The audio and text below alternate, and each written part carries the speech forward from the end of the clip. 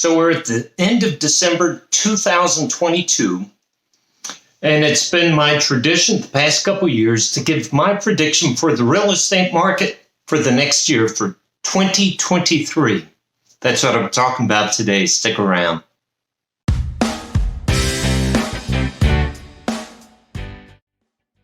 Hi, welcome back. My name's Joe Brown. I'm a realtor with Century 21, List with Beggins, located in South Tampa. Thank you so much for being here with me today. So, as I said in the introduction, I'm going to give my prediction for 2023. However, to do that, we really need to look at 2022 and see what happened, and maybe even go further back, okay? So, number one, I have all my notes written out. So, number one, the charts that I'm going to show you is for all of Hillsborough County, right? So typically my market reports are just for South Tampa. This is for all of Hillsborough County. So just to be clear with that. Also, if you read the news, right, or look at the headlines, you may get the impression that the real estate market is crashing. Well, maybe, right? So we'll talk about that, right? I just want to put some knowledge behind these headlines. So with that, let's just start looking at sales, right? The number of homes being sold by month. So here's the chart for 2022. And you can see sales have really fallen off since the summer. Now, keep in mind that typically there's a 30 to 60 day lag time between events. So what happened during the spring of 22? That's right. Interest rates, in response to inflation, interest rates started going up, and they more than doubled during the year. Well, once they started getting to 6.5, and then I want to say it was either in August or September, they hit 7%. Well, then we count out 30 to 60 days, and you can really see that impact of those higher interest rates. But how does this look going back to 2019? Yeah, you can see in this chart, we are at the lowest point for the past 4 years for home sales, right? But I want to put up this other graph real quick, just so you can see interest rates are at the highest point over 4 years. You see this? How interest rates have really gone up this year. And those higher interest rates are impacting the number of sales. So let's think about this.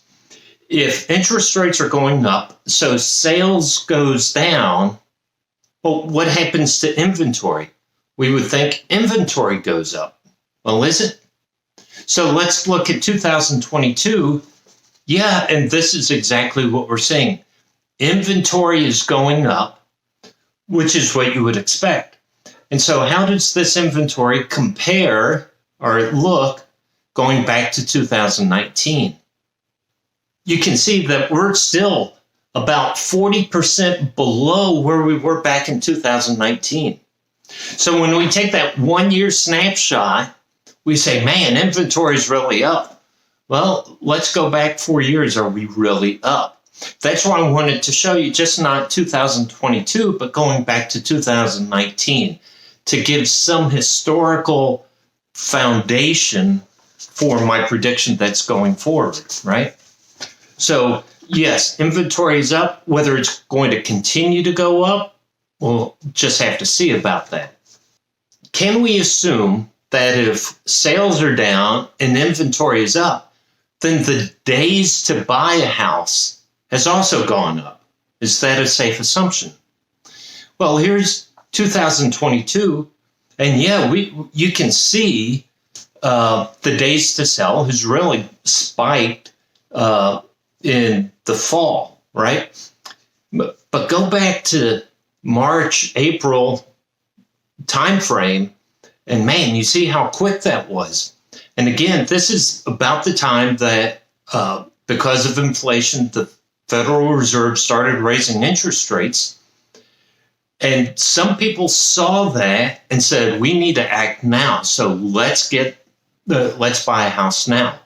Well, again, let's look at this going back to 2019. Yeah, you see how we're still below where we were 2019. So it's still, is it fast in comparison? If you go back to COVID, right, and the COVID shutdown, which happened in March of 20, and interest rates at that time went to zero, people took advantage and they said, we need to buy a home now. Now is the perfect opportunity. And it became bidding wars. There were multiple offers on homes going over asking price because it was cheap to borrow money. Well, it's not that cheap anymore. So sales have slowed down. Days to buy has gone up. So you may say, well, Joe, are we now in a buyer's market? So again, a buyer's market, a couple key signature points. Number one, means there are more homes on inventory than there are buyers for those homes. But then number two, it's months of inventory. So if you say they're 6 months out of, or 12 months out of the year, 6 months is the midway point. So anything less than 6 months would be a seller's market. So here's the chart for 2022. And you can see we were really in a very strong seller's market at the beginning of the year, and it has increased. So now we're at 3-4 months to end the year. Well, again, how does this look going back to 2019? Yeah, you see this whole time we've been in a seller's market. And right after the COVID shutdown, it was very much a seller's market.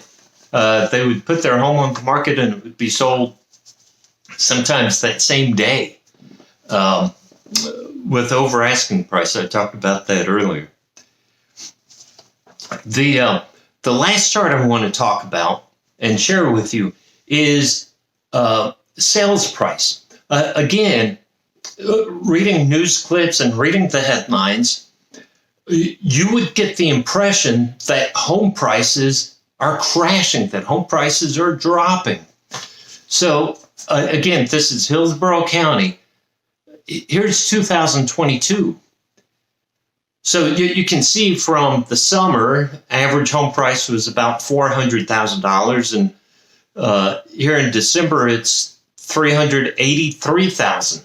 So the home prices have dropped about 4%, right? But you can see over the past 4 months, they've remained pretty steady from 383 to 38, from 385 to 383.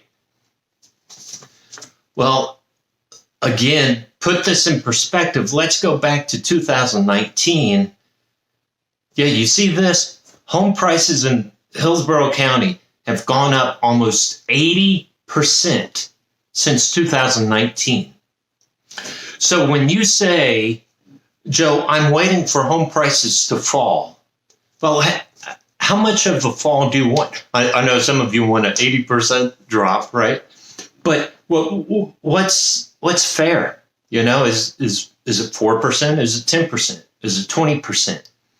Do you know even a 20% drop would only put us back to where we were January of 22?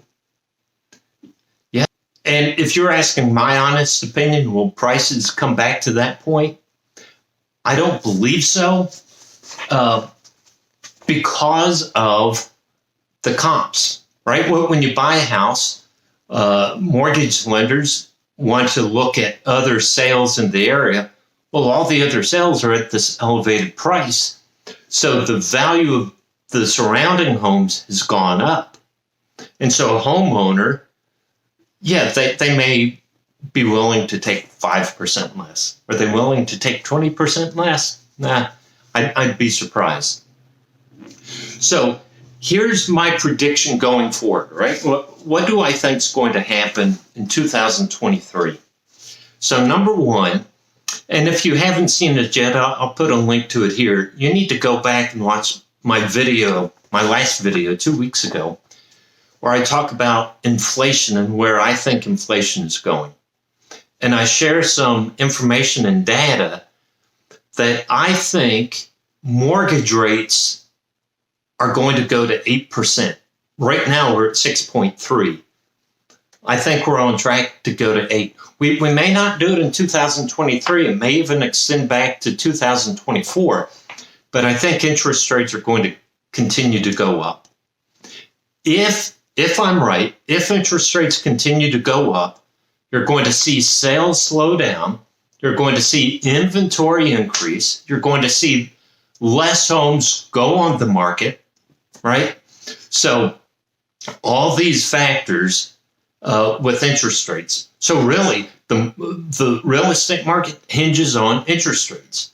Now, let's say I'm wrong and interest rates continue to fall. Well, then I think you're going to see another buyer's explosion, right? Interest rates lowering, people are afraid interest rates are going to jump, so they're going to jump on homes. And you'll see homes come off the market quickly, and because I showed you earlier, supply is still down. So we may see another buyer's explosion if rates go down. And I'm actually going to talk about this in my video in 2 weeks. You may want to check it out about whether you should wait to buy a home, wait for prices to drop. Here's a second point. If interest rates continue to rise, mortgage rates continue to rise, we're going to see many homeowners decide not to sell their home. Again, the thinking is, if I sell my home and go buy something else, I'm going to buy something at a higher rate than I have now. So you may just see some home sellers saying, listen, I'm just not going to list my home right now. That is going to impact inventory. That's going to impact the supply. And what happens? Supply and demand. Supply is low. There's still high demand. I'll talk about that in a second. It's going to keep prices elevated to some point. Number three, sales are going to go down, right? But because people can't afford to, at these prices, with higher interest rates and higher prices, they just can't afford certain homes. However, they're being pinched because they're paying rent, and their rent is going up. In fact, the rent is going up faster than inflation. So the people are feeling the pinch, and they realize, I could pay for a mortgage what I'm paying for rent. So there's still that buyer demand, right? That there may be not a lot of sales, but the demand is there. And so homes that are priced right, are going to get looked at and be bought. Well, I think we may also see some families who live in the city that no longer want to live here and decide to move to the out areas, right? The outskirts of town, the suburbs, because you can buy more homes out there. You can buy more home out there at a cheaper price. And so you could very well see families sell their home in the city and pay cash for their new home and still pocket money from the sale of their house. You may also see more people just saying, I'm just going to look in outlying areas to begin with and not even looking in the city itself. Florida, I don't know if you know this, Florida's growth has slowed. So now Florida's only growing 1% a year. Well, Florida has 22 million people. So 1% is 220,000 people are moving to Florida every year. And just this week, Forbes named Tampa as the best city to live in Florida. So, yes, people are interested in Florida. People are moving to Tampa. So there's strong buyer demand. Some of these people are moving from out of state, right? So you can have a 1,300 square foot home, 3-bedroom, 2-bath in California, and it sells for $1 million. Well, when you move here, what can $1 million buy for you, right? So you're going to see some of these out of state people move in and have the money to buy homes in this area.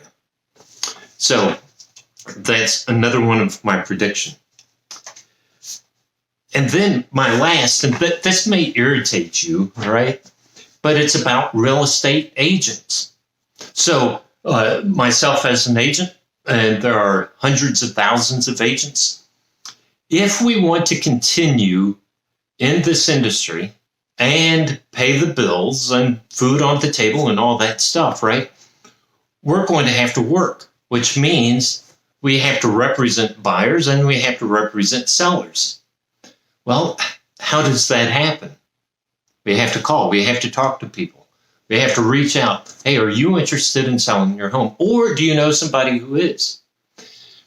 Now, we know, and the predictions right now are 30% of real estate agents are just going to get out of the business. So on that part, that's good. But those agents that stick around are going to have to be more active. And if you don't like that, you may just be irritated a little bit more, right? I'm just telling you up front, that's going to happen. But with that being said, thank you for being here with me for my prediction for 2023. If you have questions or comments about my predictions, leave a comment below, and I'll be sure to reply to you. Usually, right? No, I will. Check out my website, joebrownc21.com. You can search for homes. You can read my blogs. You can watch past videos that I've posted. Thank you so much for being here with me. Happy New Year.